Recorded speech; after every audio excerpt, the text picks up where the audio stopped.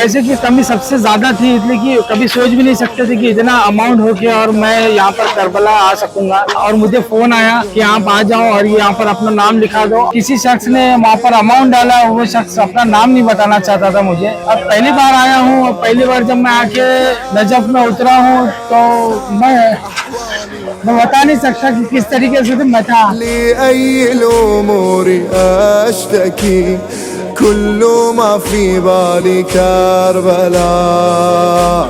फिर इस तरीके से मैं आया हूँ यहाँ। आने के बाद खिदमत किया थोड़ी, तो खिदमत के बाद जब लोग ने मुझे देखा तो कोई मेरे गाल पे चूमता था, कोई मेरे हाथों को चूमता था।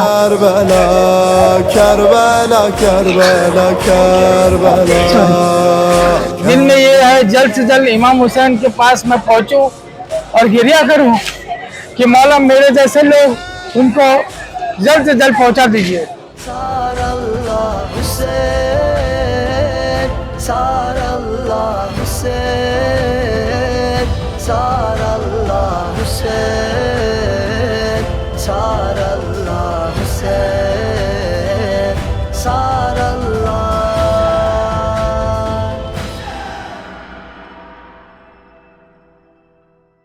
अस्सलामुअलैकुम नाजरीन, इश्क का सफर जारी है।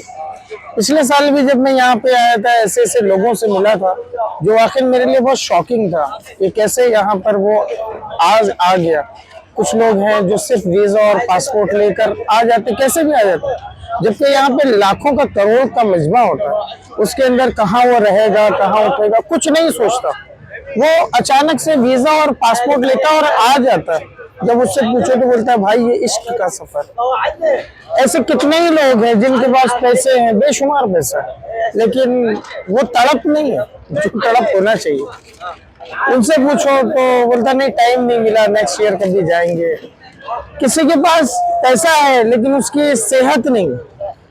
कुछ लोग ऐसे हैं जो तमन्ना रखते हैं, जब भी मैं जाता हूँ या मिलने के लिए लोग दुआ के लिए बोलते हैं, मेरे लिए भी दुआ करना कि अगले साल मैं भी इमाम हुसैन इस्लाम की ज़ियारत करूं। लेकिन जब मैंने उनसे पलट के पूछा भाई पासपोर्ट बनाया, तो बोले नहीं वो पासपोर्ट अभी बना नहीं। तो ये कैसा इश्क है कि आप जाना भी चाहते हैं और आपके पास पासपोर्ट नहीं है? इसका मतलब आपने आमादगी नहीं थी आप। मैं ऐसे ही लोगों को ढूंढता हूँ, मेरे ही जानने में मिले मेरे को एक ऐसे शख्स, मैं आप उनसे तारुफ कराता हूँ। मुशर्रफ भाई है मेरे साथ में, जो कुरला से ही है। मुशर्रफ भाई, ये कैसा सफर था, कैसे मतलब आप यहाँ पर? ये सफर, अस्सलाम वालेकुम, मैंने ये सफर के बारे में सिर्फ सुना था और सुनते रहता था लोगों से कि मतलब यहाँ आना है और इस तरीके की खिदमत भी है और इमाम से लोग बहुत जल्द करीब हो जाते हैं। लेकिन जब ऐसा कोई जरिया नहीं बना था कि यहाँ पर आ सकूं, तो मैं कहीं मस्जिद में नजर जरिया मतलब फाइनेंस का था, प्रॉब्लम था, पासपोर्ट भी नहीं बने थे। तो पिछले साल मेरे पासपोर्ट के लिए कुछ लोगों ने मेरी हेल्प करी और उन्होंने अर्जेंट में पासपोर्ट बनाया।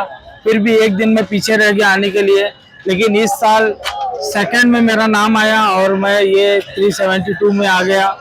और आने के बाद जब मैं एयरपोर्ट पे उतरा हूँ तो मुझे लग ही नहीं रहा था कि ये इस तरीके की भी दुनिया होती है। तो ये सब कैसा रहा, मतलब क्या पैसे, आपको ऐसा लगा पैसे की कमी थी या ऐसा? तो मतलब पैसे की कमी सबसे ज्यादा थी, इसलिए कि कभी सोच भी नहीं सकते थे कि इतना अमाउंट हो गया और मैं यहाँ पर करबला आ सकूंगा।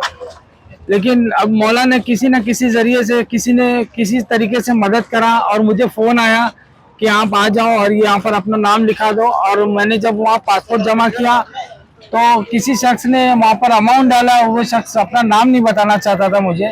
फिर मैंने उसको बोला कि मैं मिलना चाहता हूँ और आपसे कुछ ऐसा घरेलू खिदमत करूँ आपकी, या कुछ हेल्प करूँ आपकी जो पूरे खिदमत में काम आ जाए। तो बोला नहीं, आप मौला की खिदमत करो, आपको इसीलिए वहाँ भेज रहा हूँ, सिर्फ आप मेरे लिए दुआ करो। तो फिर इस तरीके से मैं यहाँ पर आया हूँ। अब पहली बार आया हूँ, पहली बार जब मैं आके नजफ में उतरा हूँ तो मैं बता नहीं सकता कि किस तरीके से मैं था।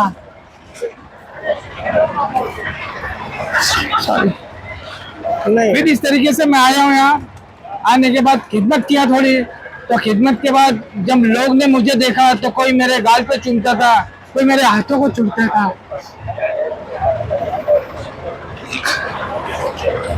सॉरी। इस तरीके से मुझे चूमा जाता था, तो मुझे लगा कि हाँ मैं भी कोई हस्ती हूँ और खिदमत करने का मौका मिला।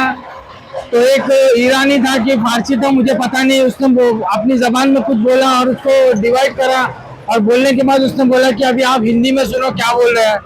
तो उसने बोला कि आप इमाम हुसैन के बहुत करीब हो, इसके लिए मैं आपको चूमना चाहता हूँ। तो उसने मुझे चूमा और फिर उसके बाद बोला आप मुझे, अब मैं आपसे गले लगूंगा तो आप बहुत रोएंगे।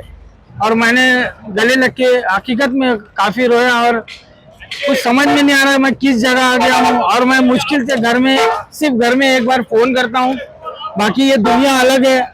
ऐसा लगता है कि मैं मतलब दुनिया में नहीं हूँ, कहीं और पहुंच गया हूँ।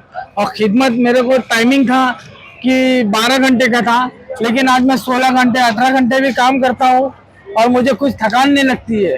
और बस दिल में ये है जल्द से जल्द इमाम हुसैन के पास मैं पहुंचूं और गिरिया करूं कि मौला मेरे जैसे लोग उनको जल्द से जल्द पहुंचा दीजिए। अस्सलाम वालेकुम।